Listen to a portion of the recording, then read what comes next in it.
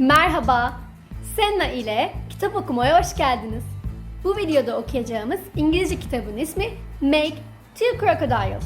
Kitabın yazarı Annie ve fotoğraflarını çeken ise Sylvia.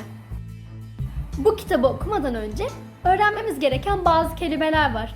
Hadi onlara bir göz atalım. Brush, fırça, card, karton, crocodile, timsah, eyes, gözler, legs, bacaklar, mouth, ağız, nose, burun, paint, boya, glue, yapıştırıcı, peg, mandal, pencil, kalem, pipe cleaner, tüylü tel, scissors, makas, tail, kuyruk, teeth, dişler, triangles, üçgenler.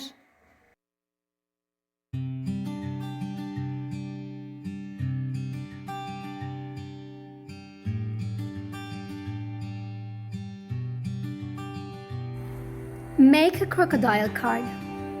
You can make a crocodile card from green card. Here is the green card. Here are the scissors. Here is a black pencil. To make your crocodile card, fold the paper like this. Then draw a crocodile on the card like this. It will have a long nose, two legs, and a tail. Cut out your crocodile. Make 6 cuts on your crocodile's back like this.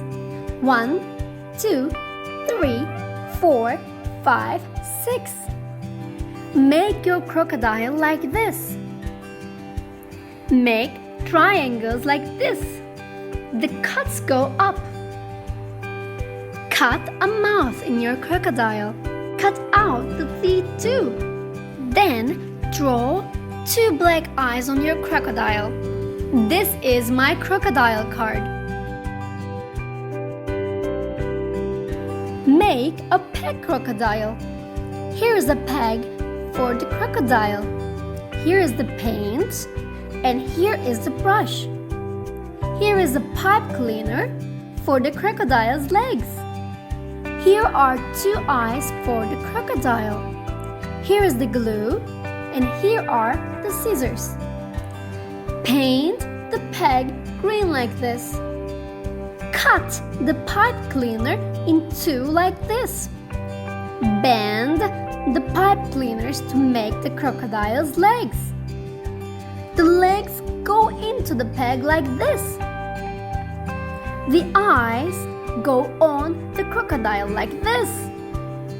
This is my peg crocodile. Snap, snap, snap. Ve kitabımız burada bitti. Beğenmeyi ve videoyu paylaşmayı unutma. Bir sonraki videoda görüşmek üzere. Sevgiyle kal.